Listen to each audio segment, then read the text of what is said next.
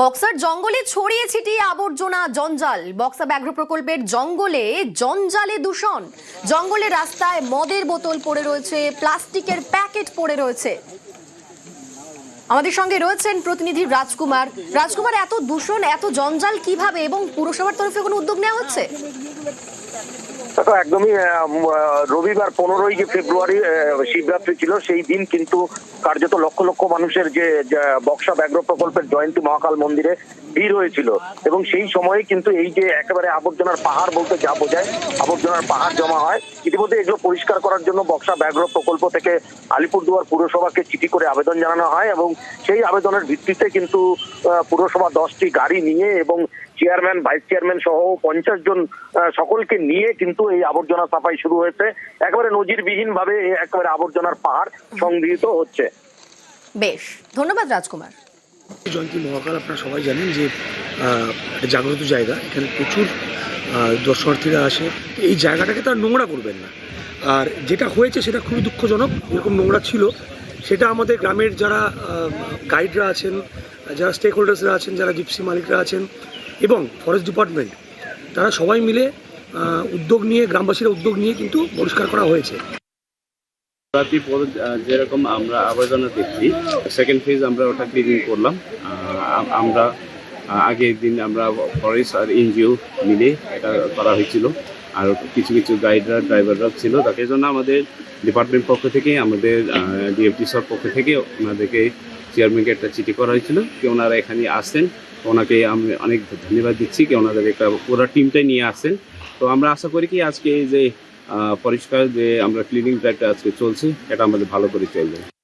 আলিপুরদুয়ার পৌরসভার পক্ষ থেকে আজকে এই জয়ন্তী, আপনারা জানেন শিব চতুর্দশী উপলক্ষে লক্ষ লক্ষ লোকের সমাগম হয়। তো আসার ফলে এখানে অবশ্যই নোংরা হয়েছে।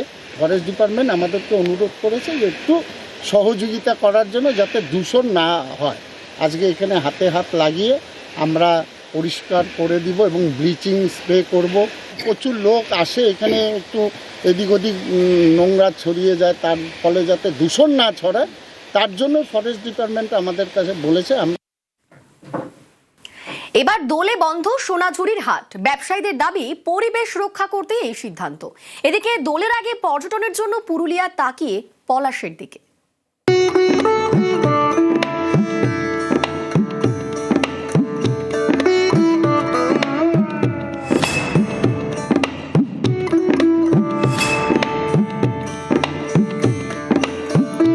বসন্ত উৎসবে প্রতি বছর শান্তিনিকেতনে পর্যটকদের ঢল নামে। সোনাঝুরি হাট খোলা থাকলে সেই ভিড় আরো বাড়বে, তাতে পরিবেশের ক্ষতি হতে পারে। তাই দোলের দুদিন সোনাঝুরির হাট বন্ধ রাখার সিদ্ধান্ত নিলেন সেখানকার ব্যবসায়ীরা। 3রা এবং 4ঠা মার্চ সোনাঝুরি হাট সম্পূর্ণ বন্ধ থাকবে। ব্যবসায়ীদের দাবি পরিবেশ বাঁচাতেই এই সিদ্ধান্ত। 3 এবং 4 তারিখ দোল এবং হোলির দিন আমরা সোনাঝুরি হাট কমিটির সিদ্ধান্ত নিয়েছি যে সোনাঝুরি হাটটা বন্ধ থাকবে।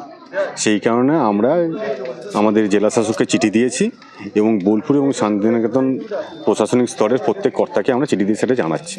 এটা পরিবেশ রক্ষার স্বার্থে। ব্যবসায়ীরা পরিবেশের কথা বলছেন বটে, তবে অনেকে বলছেন সোনাঝুরি হাটের মনে রয়েছে সিঁদুরে মেঘ। ইতিমধ্যে শান্তিনিকেতনের পরিবেশ বাঁচাতে মামলা হয়েছে কলকাতা হাইকোর্টে। এই পরিস্থিতিতে দোলের দিন সোনাঝুরির হাট খোলা থাকলে সেখানে ভিড়ভাট্টা, হই হুল্লোড় হতে পারে, এতে পরিবেশের ক্ষতির আশঙ্কা। এ নিয়ে মামলা হলে কড়া নির্দেশ দিতে পারে আদালত। তাই কি সাবধানী পদক্ষেপ হিসেবে এবার দোলে সোনাঝুরির হাট বন্ধের সিদ্ধান্ত? যেহেতু এখানে একটা বিতর্ক সৃষ্টি হয়েছে, আপনারা জানেন যে একটা কোর্টে মামলা হয়েছে, পরিবেশের জন্য এটা করেছেন একজন ব্যক্তি। সেই জন্যে হাট কমিটির পক্ষ থেকে সিদ্ধান্ত নিয়েছি যে আমরা এবারে দোল আমরা করছি না, যাতে বিতর্ক সৃষ্টি না হয়। দোলে অনেকের প্রিয় দুটি ডেস্টিনেশন শান্তিনিকেতন এবং পুরুলিয়া। বসন্তের শুরু থেকে পুরুলিয়ায় পলাশে পলাশ। অন্যবার এই সময় পলাশের লাল আগুন জ্বালায়, কিন্তু এবার এখনো শীতের আমেজ পুরোপুরি যায়নি, তাই পলাশেরও আগমনই সেভাবে হয়নি। তাই দোলের আগে পর্যটকের সংখ্যাও কম। পলাশ এখনো পর্যন্ত সেভাবে কিছুই ফোটেনি, যার ফলে যেই পলাশের টানে যে প্রতি বছর যেরকম পর্যটক আসে, এবারে সেরকম অর্থে সেরকম বুকিং আমাদের হয়নি। ঈশ্বরের কাছে প্রার্থনা করবো যেন পলাশটা তাড়াতাড়ি কেড়ে উঠুক, কেন আমাদের অনেকগুলো পরিবার পাহাড়ে হোটেল ব্যবসা করে, পলাশ পুষলে আমাদের হাসি ফুটবে। বীরভূম থেকে ইন্দ্রজিৎ রুজ এবং পুরুলিয়া থেকে ইন্দ্রজিৎ মণ্ডল, নিউজ 18 বাংলা। এবার আবহাওয়ার খবর। বসন্তেই বৃষ্টি বাংলায়। বঙ্গোপসাগরে নিম্নচাপের জেরে বৃষ্টি। দক্ষিণবঙ্গের জেলায় জেলায় বৃষ্টি শুরু। কলকাতা, হাওড়া, হুগলি সহ 15 জেলায় বৃষ্টি। উপকূলীয় জেলায় 100% জলীয় বাষ্প। আমাদের সঙ্গে রয়েছেন প্রতিনিধি বিশ্বজিৎ সাহা। বিশ্বজিৎ, সারাদিন কিরকম থাকবে, কোথায় কোথায় বৃষ্টি হবে এবং এই বসন্তের বৃষ্টি কতদিন চলবে?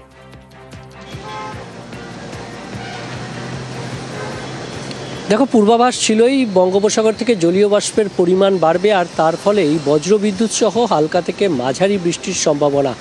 গতকাল থেকে এই বৃষ্টির সম্ভাবনা ছিল এবং গতকাল পুরুলিয়া রাতের দিকে পুরুলিয়া থেকে বৃষ্টি শুরু হয়েছে এবং তারপর পুরুলিয়া, বাঁকুড়া, ঝাড়গ্রাম, পূর্ব পশ্চিম মেদিনীপুর, বর্ধমান, হুগলি, হাওড়া, কলকাতা, 2 চব্বিশ পরগনা এবং নদিয়া, মুর্শিদাবাদে এখন পর্যন্ত বেশ কয়েক দফায় বৃষ্টি হয়েছে। হালকা বৃষ্টি হয়েছে, ভোর রাতের দিকে বৃষ্টি হয়েছে। বজ্রপাতের আশঙ্কাও থাকছে। বজ্রপাতের আশঙ্কা থাকছে কলকাতা, হাওড়া, 2 চব্বিশ পরগনা এবং বক্সার জঙ্গলে ছড়িয়ে ছিটিয়ে আবর্জনা, জঞ্জাল। বক্সা ব্যাঘ্র প্রকল্পের জঙ্গলে জঞ্জালে দূষণ। জঙ্গলে রাস্তায় মদের বোতল পড়ে রয়েছে, প্লাস্টিকের প্যাকেট পড়ে রয়েছে। আমাদের সঙ্গে রয়েছেন প্রতিনিধি রাজকুমার। রাজকুমার, এত দূষণ, এত জঞ্জাল কিভাবে এবং পুরসভার তরফে কোনো উদ্যোগ নেওয়া হচ্ছে? একদমই রবিবার 15 ফেব্রুয়ারি শিবরাত্রি ছিল। সেই দিন কিন্তু কার্যত লক্ষ লক্ষ মানুষের যে বক্সা ব্যাঘ্র প্রকল্পের জয়ন্তী মহাকাল মন্দিরে ভিড় হয়েছিল এবং সেই সময়ে কিন্তু এই যে একেবারে আবর্জনার পাহাড় বলতে যা বোঝায়, আবর্জনার পাহাড় জমা হয়। ইতিমধ্যে এগুলো পরিষ্কার করার জন্য বক্সা ব্যাঘ্র প্রকল্প থেকে আলিপুরদুয়ার পুরসভাকে চিঠি করে আবেদন জানানো হয় এবং সেই আবেদনের ভিত্তিতে কিন্তু পুরসভা 10টি গাড়ি নিয়ে এবং চেয়ারম্যান, ভাইস চেয়ারম্যান সহ 50 জন সকলকে নিয়ে কিন্তু এই আবর্জনা সাফাই শুরু হয়েছে। একেবারে নজিরবিহীন ভাবে একেবারে আবর্জনার পাহাড় সংগৃহীত হচ্ছে। বেশ, ধন্যবাদ রাজকুমার। জয়ন্তী মহাকাল আপনারা সবাই জানেন যে একটা জাগ্রত জায়গা। এখানে প্রচুর দর্শনার্থীরা আসে। এই জায়গাটাকে তারা নোংরা করবেন না। আর যেটা হয়েছে সেটা খুবই দুঃখজনক। এরকম নোংরা ছিল সেটা আমাদের গ্রামের যারা গাইডরা আছেন, যারা স্টেক হোল্ডার্সরা আছেন, যারা জিপসি মালিকরা আছেন এবং ফরেস্ট ডিপার্টমেন্ট, তারা সবাই মিলে উদ্যোগ নিয়ে, গ্রামবাসীরা উদ্যোগ নিয়ে কিন্তু পরিষ্কার করা হয়েছে। যেরকম আমরা আবেদন দিচ্ছি, সেকেন্ড ফেজ আমরা ওটা ক্লিনিং করলাম। আমরা আগের দিন আমরা ফরেস্ট আর এনজিও মিলে এটা করা হয়েছিল আর কিছু কিছু গাইডরা, ড্রাইভাররা ছিল। তাকে জন্য আমাদের ডিপার্টমেন্ট পক্ষ থেকে, আমাদের ডিএফটি সব পক্ষ থেকে ওনাদেরকে চেয়ারম্যানকে একটা চিঠি করা হয়েছিল কি ওনারা এখানে আসেন। ওনাকে আমি অনেক ধন্যবাদ দিচ্ছি কি ওনাদের একটা পুরো টিমটাই নিয়ে আসেন। তো আমরা আশা করি কি আজকে এই যে পরিষ্কার যে আমরা ক্লিনিং ড্রাইভটা আজকে চলছে এটা আমাদের ভালো করে চলবে। আলিপুরদুয়ার পৌরসভার পক্ষ থেকে আজকে এই জয়ন্তী, আপনারা জানেন শিব চতুর্দশী উপলক্ষে লক্ষ লক্ষ লোকের সমাগম হয়। তো আসার ফলে এখানে অবশ্যই নোংরা হয়েছে। ফরেস্ট ডিপার্টমেন্ট আমাদেরকে অনুরোধ করেছে যে একটু সহযোগিতা করার জন্য যাতে দূষণ না হয়। আজকে এখানে হাতে হাত লাগিয়ে আমরা পরিষ্কার করে দিব এবং ব্লিচিং স্প্রে করব। প্রচুর লোক আসে এখানে, একটু এদিক ওদিক নোংরা ছড়িয়ে যায়, তার ফলে যাতে দূষণ না ছড়ায় তার জন্য ফরেস্ট ডিপার্টমেন্ট আমাদের কাছে বলেছে। এবার দোলে বন্ধ সোনাঝুরির হাট। ব্যবসায়ীদের দাবি পরিবেশ রক্ষা করতে এই সিদ্ধান্ত। এদিকে দোলের আগে পর্যটনের জন্য পুরুলিয়া তাকিয়ে পলাশের দিকে।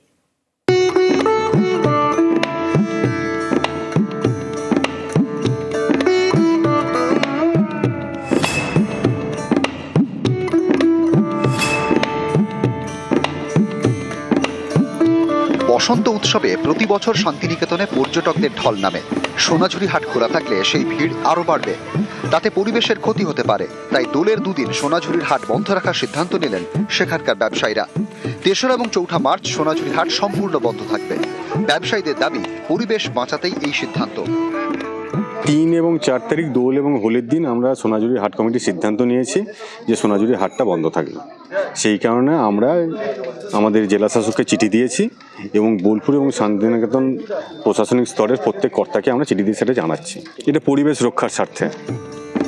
ব্যবসায়ীরা পরিবেশের কথা বলছেন বটে, তবে অনেকে বলছেন সোনাঝুরি হাটের মনে রয়েছে সিঁদুরে মেঘ। ইতিমধ্যে শান্তিনিকেতনের পরিবেশ বাঁচাতে মামলা হয়েছে কলকাতা হাইকোর্টে। এই পরিস্থিতিতে দোলের দিন সোনাঝুরির হাট খোলা থাকলে সেখানে ভিড়ভাট্টা হই হুল্লোড় হতে পারে, এতে পরিবেশের ক্ষতির আশঙ্কা। এ নিয়ে মামলা হলে কড়া নির্দেশ দিতে পারে আদালত। তাই কি সাবধানী পদক্ষেপ হিসেবে এবার দোলে সোনাঝুরির হাট বন্ধের সিদ্ধান্ত? যেহেতু এখানে একটা বিতর্ক সৃষ্টি হয়েছে, আপনারা জানেন যে একটা কোর্টে মামলা হয়েছে, পরিবেশের জন্য এটা করেছেন একজন ব্যক্তি। সেই জন্যে হাট কমিটির পক্ষ থেকে সিদ্ধান্ত নিয়েছি যে আমরা এবারে দোল আমরা করছি না, যাতে বিতর্ক সৃষ্টি না হয়। দোলে অনেকের প্রিয় দুটি ডেস্টিনেশন শান্তিনিকেতন এবং পুরুলিয়া। বসন্তের শুরু থেকে পুরুলিয়ায় পলাশে পলাশ। অন্যবার এই সময় পলাশের লাল আগুন জ্বালায়, কিন্তু এবার এখনো শীতের আমেজ পুরোপুরি যায়নি, তাই পলাশেরও আগমনই সেভাবে হয়নি। তাই দোলের আগে পর্যটকের সংখ্যাও কম। পলাশ এখনো পর্যন্ত সেভাবে কিছুই ফোটেনি, যার ফলে যেই পলাশের টানে যে প্রতি বছর যেরকম পর্যটক আসে, এবারে সেই অর্থে সেরকম বুকিং আমাদের হয়নি। ঈশ্বরের কাছে প্রার্থনা করবো যেন পলাশটা তাড়াতাড়ি কেড়ে উঠুক, কেন আমাদের অনেকগুলো পরিবার পাহাড়ে হোটেল ব্যবসা করে, পলাশ পুষলে আমাদের হাসি ফুটবে। বীরভূম থেকে ইন্দ্রজিৎ রুজ এবং পুরুলিয়া থেকে ইন্দ্রজিৎ মণ্ডল, নিউজ 18 বাংলা। এবার আবহাওয়ার খবর। বসন্তেই বৃষ্টি বাংলায়। বঙ্গোপসাগরে নিম্নচাপের জেরে বৃষ্টি। দক্ষিণবঙ্গের জেলায় জেলায় বৃষ্টি শুরু। কলকাতা, হাওড়া, হুগলি সহ 15 জেলায় বৃষ্টি। উপকূলীয় জেলায় 100% জলীয় বাষ্প। আমাদের সঙ্গে রয়েছেন প্রতিনিধি বিশ্বজিৎ সাহা। বিশ্বজিৎ, সারাদিন কিরকম থাকবে, কোথায় কোথায় বৃষ্টি হবে এবং এই বসন্তের বৃষ্টি কতদিন চলবে?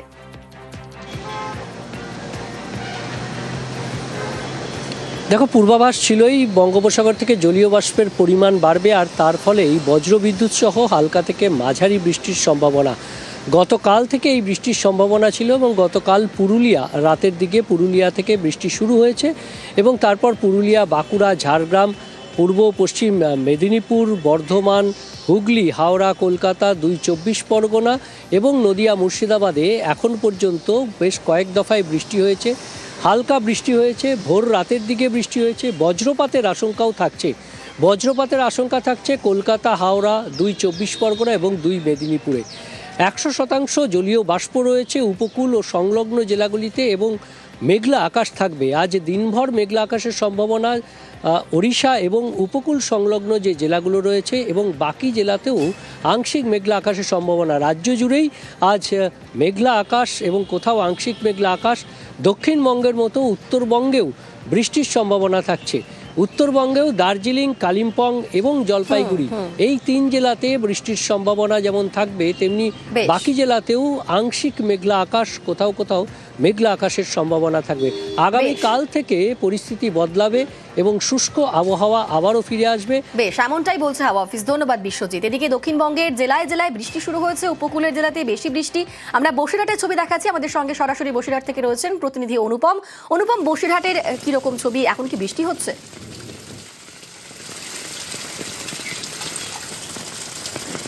দেখো অনিন্দিতা, এই যে ভোররাত থেকে কিন্তু বসিরহাট, সন্দেশখালী, হিঙ্গলগঞ্জ সহ পার্শ্ববর্তী বিস্তীর্ণ এলাকা জুড়ে কিন্তু যেমন মুষলধারে বৃষ্টির সঙ্গে বজ্র বিদ্যুৎ সহ ঝোড়ো হাওয়া হচ্ছিল, কিন্তু এই মুহূর্তে বৃষ্টিটা একটু কম হলেও ঝোড়ো হাওয়াটাও কমেছে, কিন্তু মাঝে মাঝে কিন্তু ছিটে ফোঁটা কখনো ভারী বৃষ্টিপাত হচ্ছে। এবং এই যে বৃষ্টিপাত হচ্ছে এতে কিন্তু রীতিমতো চিন্তিত হয়ে পড়েছে কিন্তু কৃষকরা। তার কারণ যে বৃষ্টি হচ্ছে বা ভোরবেলার দিকে যে পরিমাণে বৃষ্টি হচ্ছে, সেই পরিমাণে বৃষ্টি বা এই বৃষ্টি যদি একটানা যদি হতে থাকে তাহলে কিন্তু আলু, শস্য এবং যে ধান এর কিন্তু একটা বড় ক্ষতি হতে পারে। পাশাপাশি সন্দেশখালী, হিঙ্গলগঞ্জের বিস্তীর্ণ এলাকার যে নদী বাঁধ, সেসব নদী বাঁধের বেশ কিছু জায়গা কিন্তু ক্ষতিগ্রস্ত হয়ে রয়েছে। সেই নদীর বাঁধেরও কিন্তু ক্ষতি হতে পারে কিন্তু বলেই কিন্তু আশঙ্কা করা যাচ্ছে। তবে ক্ষতি হতে পারে এমনটাই আশঙ্কা করছেন কৃষকরা। ধন্যবাদ অনুপম।